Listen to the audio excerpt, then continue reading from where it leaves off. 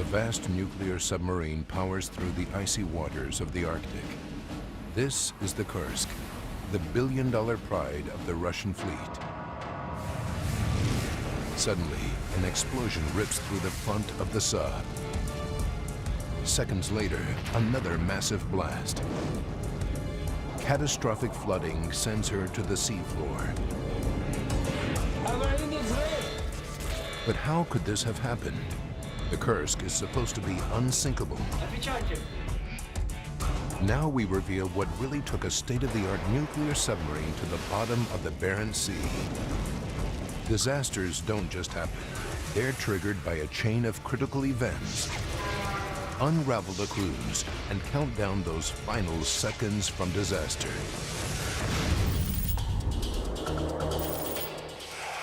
Northern Europe, Russia, August 10th, 2000. Naval dockyards across the Kola Peninsula are buzzing with preparations for the biggest exercise the Russian Navy has seen since the collapse of communism. Over 30 vessels will be involved, including 6 submarines. It will be a show of strength for a nation under siege. The civil war in Chechnya has taken a new and menacing turn, with a spate of suicide attacks across Russia. The entire country is on edge, and this exercise aims to restore confidence in the Federation's power. 9 p.m. The submarine Kursk is undergoing final engineering checks in the highly restricted Zapadnaya Lista Naval Dockyard. Created to attack American aircraft carrier battle groups, she's at the cutting edge of Russia's defenses. Powered by 2 nuclear reactors, she's 492 feet long and as tall as a 6-story building, more than twice the size of a jumbo jet. The Kursk's unique double-skinned hull and 9 watertight compartments mean that she can take a direct hit from a torpedo and survive. Lieutenant Captain Dmitry Kolesnikov is enjoying a final cigarette before boarding the Kursk. This is Dmitry's 27th birthday, and he's missing his new wife. Olga and Dmitry were married only 4 months ago. Our wedding was in April 2000. It was very modest because we were in a hurry. Soon after they were married, Dmitry gave his new wife a tour of the Kursk. He wanted Olga to feel the same confidence in the submarine that he did. I did not expect a submarine to be so enormous. The tour goes through the torpedo room. Next is the command center. Toward the back of the boat, Dmitry shows Olga the propulsion control station, where he's section captain. When she gets to some of the Kursk's most unusual features, a sauna and a swimming pool, Olga can see why Dmitry is so happy on the Kursk. I could see she had a right to be loved. The sub has 2 escape hatches and an escape pod big enough to evacuate the entire crew all at once. Olga is satisfied that Dmitry is on board one of the safest submarines in the Navy's history. 9:30 p.m. Dmitry rejoins his crew. Although this mission will be a 5-day exercise, the Kursk and her crew are always prepared for real combat, and the sub is loaded with weapons. 24 cruise missiles are stored in silos on each side of the fin. And in the Kursk bow is the torpedo room. There are 6 torpedo tubes and space for 24 torpedoes. The crew is joined by Mamed Gadjev, a torpedo engineer on board to monitor some experimental torpedo batteries. Gadjev is from Dagestan, which borders the troubled Chechen region. At 10:30 p.m., in the half-light of an Arctic summer evening, the Kursk sets out to sea. Friday, August 11th. In the Barents Sea, 85 miles from shore, the naval exercise is in full swing.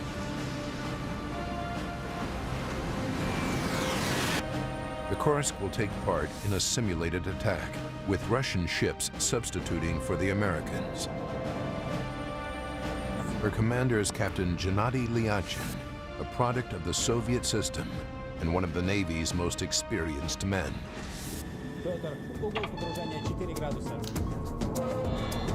2 p.m. The crew prepares to launch a cruise missile. Their target is Peter the Great, the flagship of the Northern Fleet. In the cash-starved Russian Navy, it's unusual to fire a real missile, and the men are nervous. Russia has a secret history of accidents with these weapons. In 1989, the submarine Komsomolets developed a fuel fire in a missile silo. An emergency blow brought the sub to the surface, but her nuclear reactors were shut down. Helpless without power, the fire destroyed the sub, and she sank, killing 41 sailors.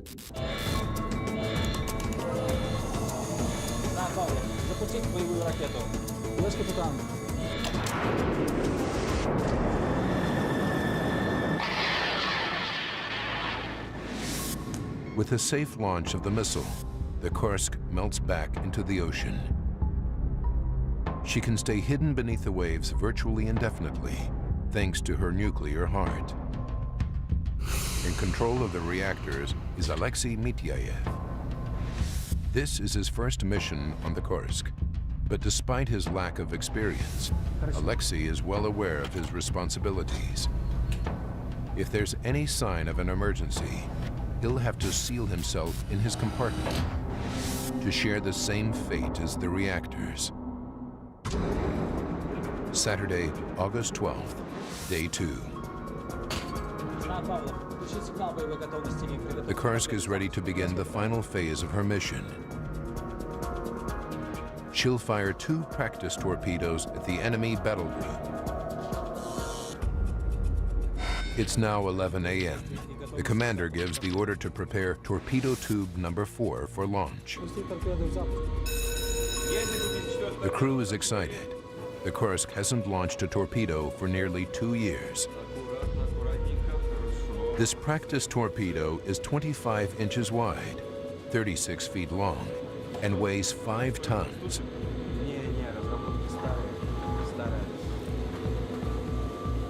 Like all practice torpedoes, there's no warhead on the front, just a dummy weight to balance the weapon. 11:08 a.m. The commander has decided to make his attack from close to the surface. He looks for enemy ships and spots the distant target. Satisfied it's Peter the Great, he can proceed with his plan. He orders a single sonar pulse to calculate the target's distance.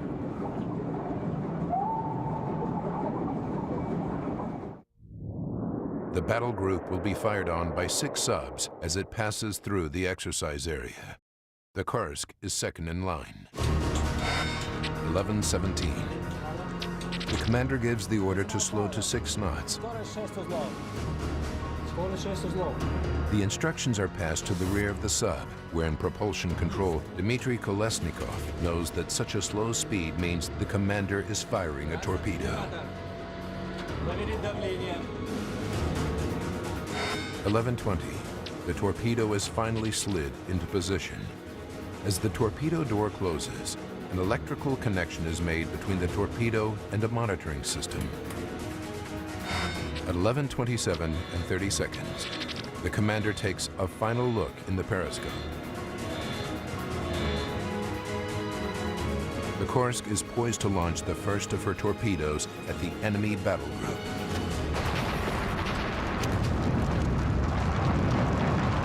A shock wave bursts through the command center.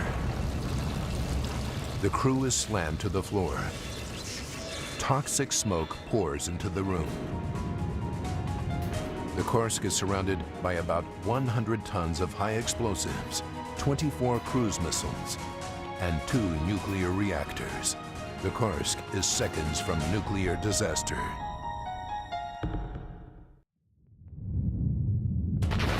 An explosion tears through the torpedo room of the giant Russian submarine, Kursk. The blast reverberates down the length of the boat.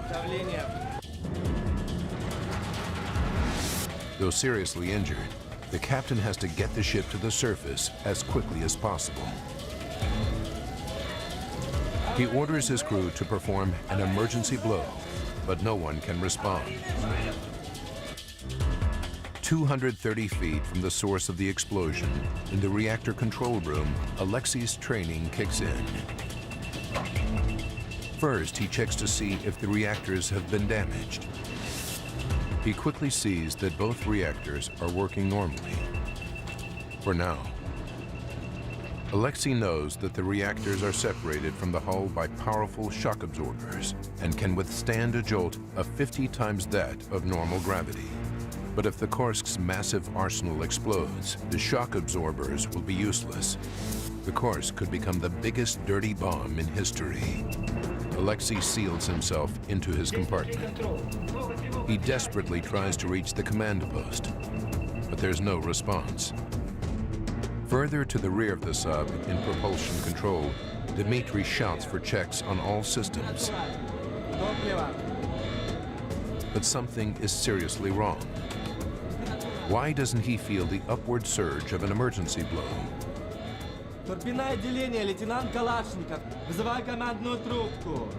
Back in reactor control, Alexei faces a terrible dilemma. He has to deliver maneuvering power to the commander, but he must also be prepared to shut down the reactors to avoid nuclear catastrophe. The wrong decision will put the entire crew in jeopardy. In the command post, the air has become superheated and poisonous. The commander and most of the men are dead. With no word from the commander, Alexei braces himself to shut down the reactors.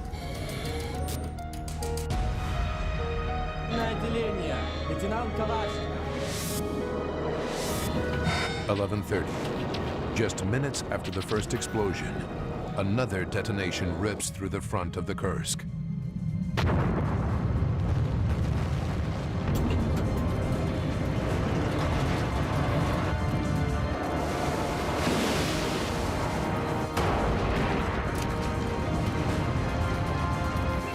Alexei makes his decision, but it might be too late. Control rods slam into the reactor cores, and the nuclear reactors shut down. Dmitry and his men lie where they have fallen and wait for the inevitable impact on the seabed.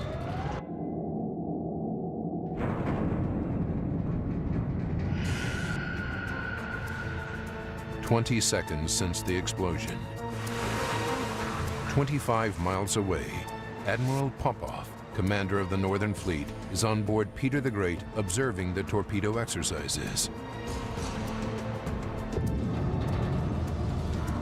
A massive shockwave passes through the ship.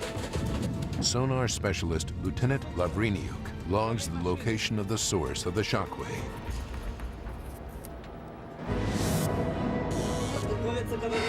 11:31. Dmitry Kolesnikov and his crewmates are amazed that they're alive. But could the reactors still blow? Dmitry immediately asks about the state of the reactors. To his relief, he learns that they're safely locked down. The nuclear threat is over. But Dmitry and his men now face a desperate fight for survival. Although only 27, Dmitry Kolesnikov assumes command. The men know from the scale of the damage that they won't be able to reach the escape pod in the fin. The only way out is through the rear escape hatch at the back of the submarine.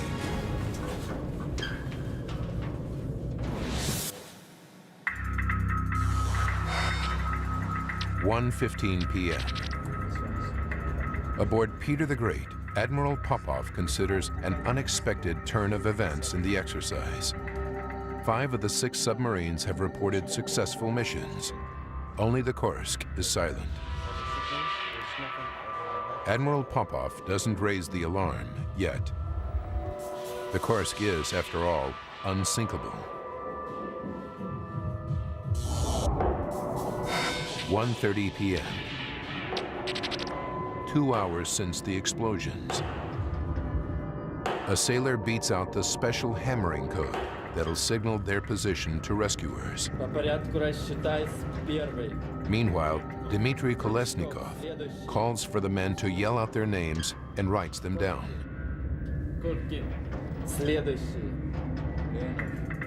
He begins to log the events that have brought the men to compartment 9. 11:30 p.m. 12 hours after the Kursk was ripped apart by 2 explosions, the Russian fleet finally declares an emergency. A full-scale search and rescue operation begins, and the Navy submarine rescue squad is scrambled. But it won't be easy to find the Kursk. Her outer hull is covered in a 2.5-inch thick layer of rubber, which absorbs sonar pulses, making her almost impossible to detect. At 4:30 in the morning, after a 5-hour search, the Kursk is finally located by Peter the Great's sonar operator.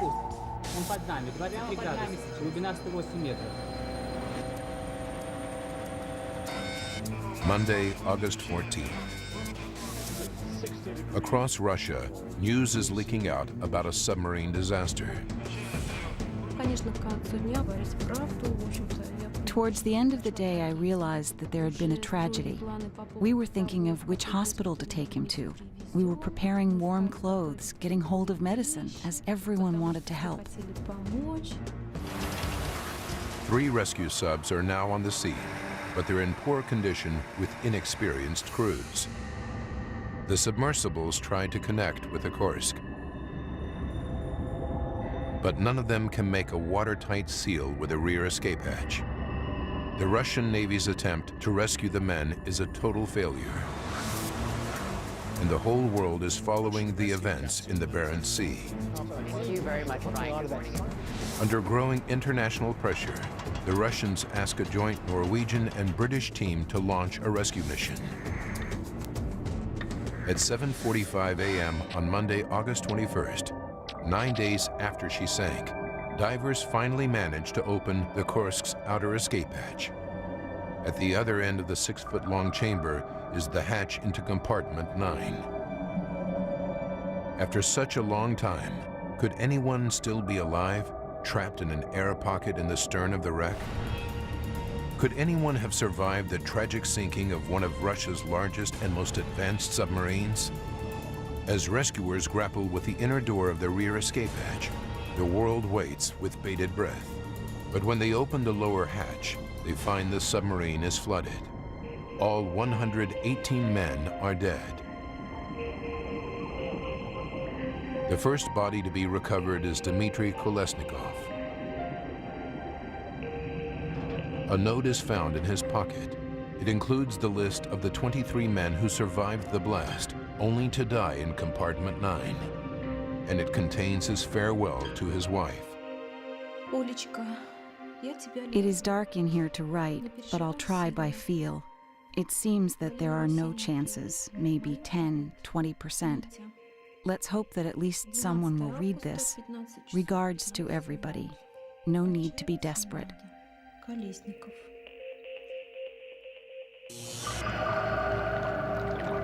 But how could the supposedly unsinkable Kursk be destroyed? What crisis developed so quickly that the crew couldn't bring the submarine to the surface? And why did no one manage to escape? Now, by rewinding the events of that day and by going deep into the investigation, we can reveal what really happened to the Kursk and her crew. Advanced computer simulation will take us where no camera can, into the heart of the disaster zone. The fiasco of the Russian rescue attempt shocks the world. But for those with an intimate knowledge of how Russia works, the reaction is very different. I was getting increasingly angry, really. I knew the attitude of the Russian military, which was always to protect its image. In 2000, Lord Truscott is the British government's special advisor on the Russian Federation. Married to a Russian, he has high-level connections in both Russia and the West. Truscott sees that the Russian Navy is looking both incompetent and vulnerable and expects the worst. I was thinking that a cover-up was entirely possible. The official Russian investigation begins in secret, and Lord Truscott knows that its findings probably won't be made public. So he begins his own investigation, knowing full well it won't be easy. If you go to the Russian military and say, tell me exactly what happened with your nuclear submarine, then they'll just blank you. In fact, there's even a danger that you could be accused of espionage. Utilizing his unique contacts, Truscott begins to sift through what little information he can find. I considered all theories that came forward, and I looked at every one. 2 days after the catastrophe, Lord Truscott is presented with a chilling possibility: terrorism. A Chechen news agency claims that a crewman blew up both the Kursk and himself in support of Muslim fighters in Chechnya. There were Russian soldiers being killed in Chechnya at the time. People were thinking about Chechen terrorism. So when the Kursk went down, people thought, could this possibly be a terrorist attack? But who would have had access to the bow of the submarine? And who would have been motivated to plant a bomb? There were 2 men on board from Russia's Muslim territories, and one had access to the torpedo room. Mamed Gadjev comes under intense scrutiny. Truscott discovers that Gadjev had volunteered for the job of monitoring the torpedo batteries, positioning him right at the front of the sub. Could Gadjev have been a suicide bomber? Truscott uses his high-level contacts to check him out. These were people working with highly secret weapons.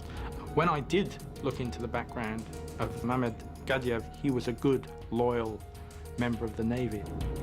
There was no reason to think that this was any kind of planned terrorist operation. It's clear that Gadjev's presence on the Kursk has been exploited as easy propaganda. Terrorism is ruled out, but the mystery still needs to be solved. Then the Russian Navy starts to promote another theory about what sank the Kursk: a collision with a foreign submarine. The Northern Fleet wasn't alone in the Barents Sea at the time of the Kursk's disappearance. At least 2 NATO submarines were spying on the Russian exercise. And Truscott discovers that this game of cat and mouse regularly ends with an unintentional underwater impact. The Russian Navy has documented 25 cases of submarine collisions since 1967. Truscott's special contacts tell him that even the British Navy thinks a collision is what sank the Kursk. The first thing that they thought was the Kursk has probably hit an American submarine in the Barents Sea and gone down. But there's no hard evidence.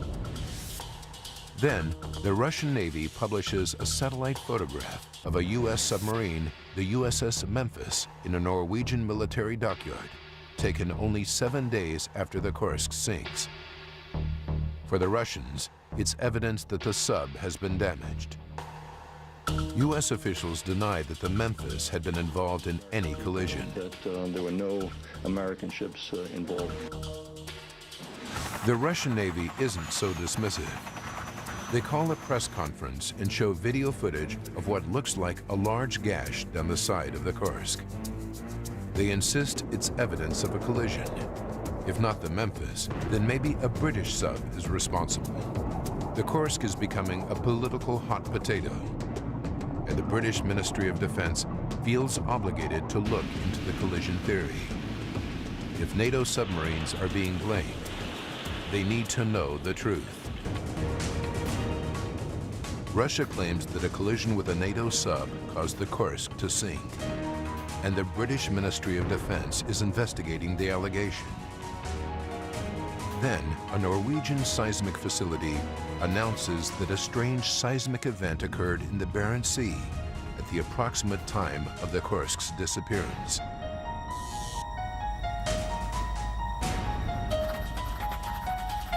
Could this echo of the Kursk's explosions contain evidence for a collision? The British government obtains this crucial data and sends it to expert seismologist David Bowers. The amount of information in these seismograms is remarkable. Bowers compares the shape of the event to a database of other seismic signals. It doesn't match the distinctive pattern of an earthquake or a collision, but it does match the patterns of known underwater explosions exactly. The explosion was very large, it's equivalent to about 5 tons of TNT. Bowers continues to examine the trace. He moves backwards in time. Here, just a couple minutes earlier, he finds another seismic event almost invisible in the background noise. It's 100 times smaller than the second event, but still powerful enough to be picked up 250 miles away. Could the Russian Navy be right after all? Could this seismic trace represent a collision which somehow triggered the second massive explosion? Bowers analyzes the shape of the first event. When he expands its size to match the second, bigger event, he sees the evidence he's been looking for. When we compared the signals from the second event with the first event, we found they were remarkably similar. And this suggested to us that the first signals were also from an underwater explosion. The first explosion was probably about 100th the size of the second, namely about 50 kilograms. Bowers has no doubt that both the seismic anomalies are the result of underwater explosions. NATO is off the hook, and the Russian Navy has to accept that an underwater collision is not the cause of the Kursk disaster. Investigators now have to explain the 2 explosions that Bowers uncovered. We knew that there were 2 explosions, but it was very frustrating because the physical evidence lay at the bottom of the Barents Sea, out of reach. As the political fallout of the disaster mounts, President Putin authorizes a radical salvage plan. The Kursk will be raised from the seabed. This will be one of the most ambitious maritime salvages in history. But will it supply the investigation with the breakthrough it needs? Putin allocates $130 million to the task, more than the annual budget for the entire northern submarine fleet. The salvage team cuts off the Kursk's shadowed torpedo room, afraid it will fall apart if they move it. Then they slowly raise the rest of the sub to the surface. 14 months after she sank, the Kursk arrives at a secret naval dockyard on the Kola Peninsula. Investigators take 4 days to drain her, careful to preserve the evidence she contains. Forensic specialists get to work on the immense wreck. The first challenge is to identify the cause of devastation that surrounds them. They quickly establish that all the crew's missiles are intact, so their attention turns to the Kursk's torpedo arsenal. Although the torpedo room has been left on the seabed, by analyzing the distribution of damage on the remaining wreck, they deduce that between 5 and 7 torpedoes exploded at virtually the same time. This corresponds to the 5-ton blast predicted by the seismic data. Truscott is confident that the cause of the second killer blast has been identified.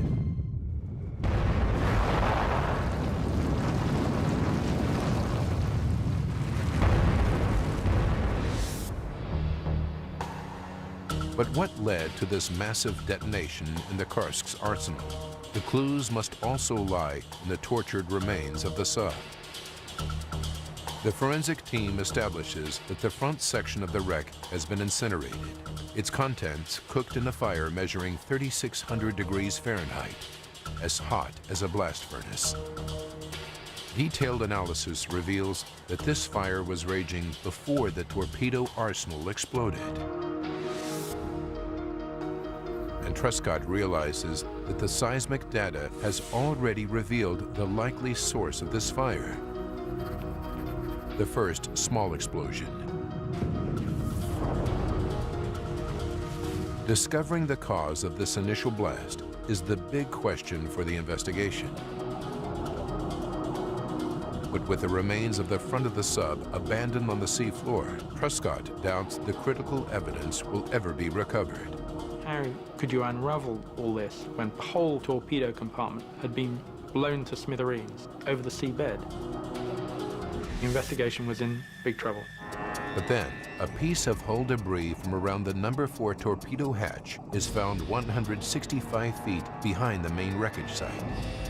For this piece of hull to be found in this strange location, way behind the rest of the sub debris, means that it was the very first thing to be blown off the sub, and its original position on the Kursk indicates the spot where the blast happened. This was sensational evidence because it proved that the torpedo in Tube 4 was the first thing to explode, and the only question was which part of the torpedo had exploded. Truscott knows that the most obvious candidate for an explosion is the torpedo's warhead, but he discovers that the Kursk was about to fire a practice torpedo, which has no warhead. So something else in the torpedo must be to blame. When torpedoes are launched, they can travel many miles before reaching their target, which means that their propulsion systems often contain more energy than the warhead itself. Truscott looks into the details of the practice torpedo's propulsion system. The turbine that pushes the torpedo through the water gets its power from burning kerosene.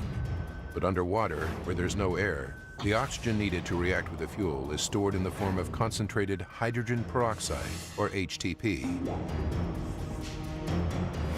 On paper, this propulsion system is efficient and foolproof. But Truscott discovers that HTP has some disturbing properties. When certain metals or even rust come into contact with HTP, they act as a catalyst. The hydrogen peroxide breaks down into oxygen, steam, and a lot of heat. The volume of gas increases 5,000 times in a split second. In a torpedo, this can be a deadly force. I was amazed to discover that HTP torpedoes were extremely dangerous, especially if they weren't handled properly. Truscott uncovers a series of naval accidents involving HTP. The most infamous happened in 1955 on a British sub, the HMS Sidon. During routine weapons loading, one of her new HTP torpedoes exploded in the launch tube, killing 13 men. The lesson of HMS Sidon was that the world's navy should abandon HTP, and that was learnt by everyone, but not by the Soviet Union. Could the Kursk be another victim of this chemical time bomb? Former Russian sub-commander Igor Kordin examines the possibility that an HTP propulsion system could be at the root of the Kursk disaster. He begins by calculating the likely explosive yield of the propulsion system. The result is in the region of 220 pounds of TNT, roughly the same size as the first explosion on the seismic trace. With the numbers stacking up, an HTP accident looks increasingly likely. But Kordin knows that all HTP torpedoes have safety features aimed at preventing dangerous pressurization inside the torpedo. Could the torpedo's safety systems have been damaged? Kordin uses his special contacts to obtain the maintenance records of the Kursk's practice torpedo, and he uncovers some shocking news. The torpedo came from a batch of 10 made in 1990. 6 of these were immediately rejected because of faulty welding. He's told that the welding on the practice torpedo was never checked because it didn't have a warhead. Igor Kordin concludes that shoddy welding probably allowed HTP to leak out of the practice torpedo with devastating consequences. But where is the proof? A painstaking search from the thousands of metal fragments recovered from the Kursk eventually pays off. Parts of both the torpedo and the launch tube are found with distortions and heat damage that are consistent with the torpedo exploding about halfway down its length, right by a critical weld.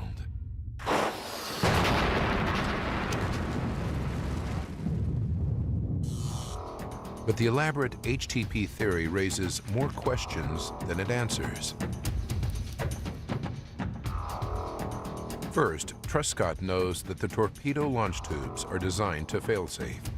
The inner door is 3 times stronger than the outer door, so an explosion inside the tube should be directed into the sea, not into the sub.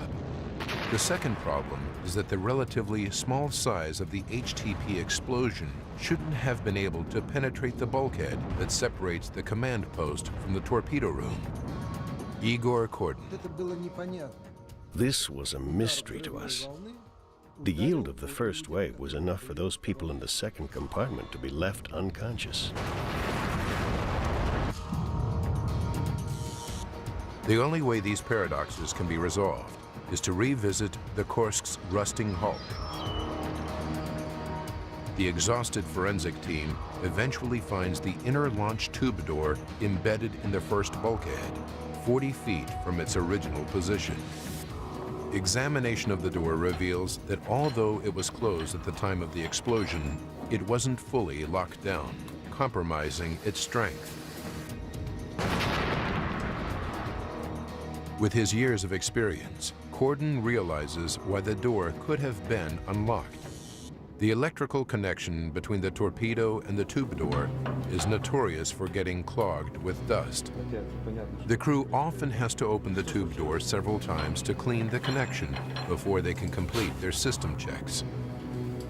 Kordin thinks that pure bad luck means the door is only partially closed when the HTP reaction ruptures the torpedo.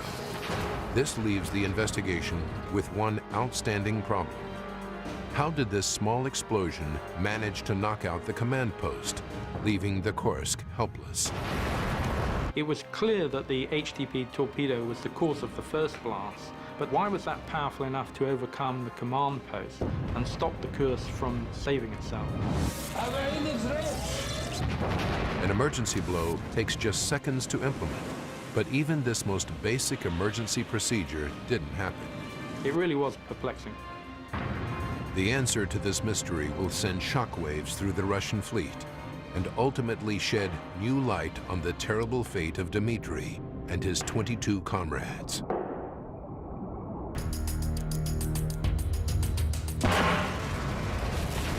Shoddy welding has led to a torpedo explosion in the front compartment of the Kursk. The bulkhead should have contained the blast, but it didn't. Once again, Truscott consults expert submariner Igor Kordin. Kordin knows that the bulkhead separating the first 2 compartments should have been strong enough to contain the first explosion in the torpedo room. So he starts to look for potential weak spots in the design of the front part of the submarine. His suspicions quickly turn to the ventilation system. A ventilation duct carries air in a circuit that covers the first 4 compartments. 1 foot in diameter and made of a light alloy, the duct penetrates the reinforced bulkheads. It's just a usual ventilation pipe, just like in a house or in an office. When the explosion happened, the ventilation pipe burst immediately. The pressure wave from the first explosion traveled down this duct and exploded into the command post, shattering the ducting and feeding flame and smoke into the compartment. Before they can even press the emergency alarm, they're overcome by the fire, smoke. It's total wipeout.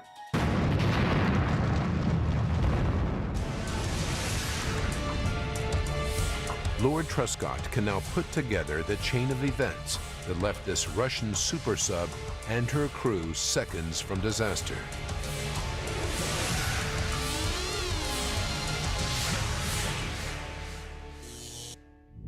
August 12th, 2000. 5 minutes and 30 seconds to disaster. The Kursk prepares to launch a practice torpedo at Peter the Great. As the commander maneuvers the Kursk, the torpedo in the front of the sub is leaking HTP into the launch tube, and a puddle of HTP forms. The torpedo crew opens the tube to clean the electrical connection. 2 minutes and 15 seconds to disaster. The liquid contacts a patch of rust and instantly expands 5,000 times in volume. The pressure spike shatters the torpedo casing and splits the kerosene tank. Superheated steam ignites the kerosene, which burns the free oxygen, and a fireball fills the torpedo room, killing the men instantly. The blast wave bursts through the ventilation pipe into the command center. As seawater jets in through the launch tube, the Kursk begins a gentle dive.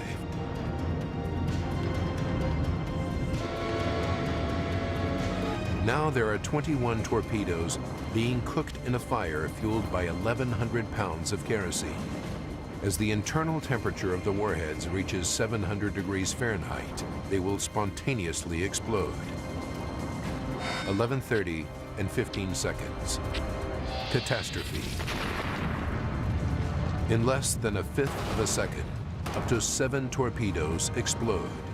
The supersonic blast slices through the Kursk's watertight bulkheads and hurtles towards the nuclear reactors.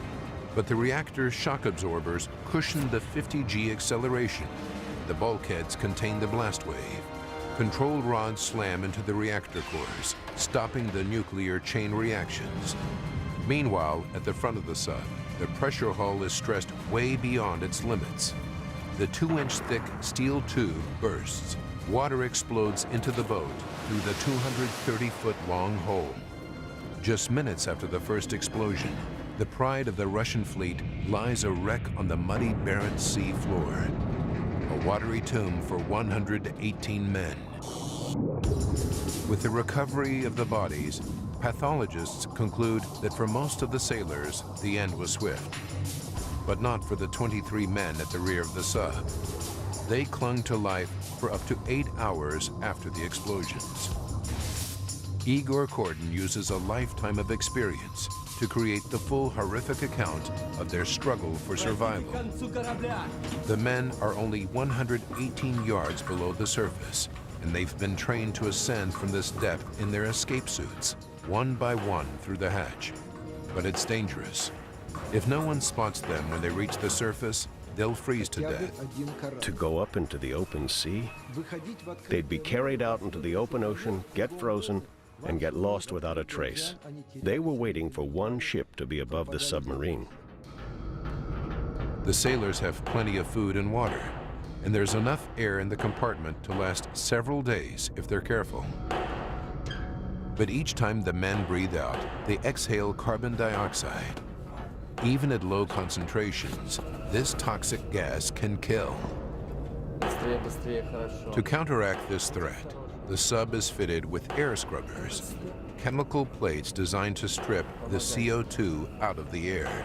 In the thickening atmosphere, the sailors hang the scrubbers from the pipes. Kordin discovers that the sailors' fate is linked to these life-saving devices. The forensic report describes evidence of a fire in compartment 9, and air scrubber cartridges are found in the fire debris. Kordin knows that these cartridges explode into a vicious chemical fire if they come into contact with oil or water. A dreadful picture of the sailors' last moments is forming. The men are hanging up another cartridge, but in the cold darkness, they become clumsy. The cartridge falls into the oily water. The chemical reaction starts a fire. This sucks oxygen out of the air, leaving the men to breathe in carbon monoxide from the flames. Death follows quickly. You know, on one hand, I am proud of Mitya, because in such terrible circumstances, Mitya was able to pull himself together and not lose control over himself and others. But on the other hand, I think this kind of death is a hellish death. I think if it's time to die, let the death be instant. In the wake of the disaster, the Navy removes all HTP torpedoes from Russian submarines. But the official report finds no individual is to blame. no one will ever know for sure if nuclear technician Alexei Mityayev shut down their reactors. If he did, then his heroic action may have prevented another Chernobyl.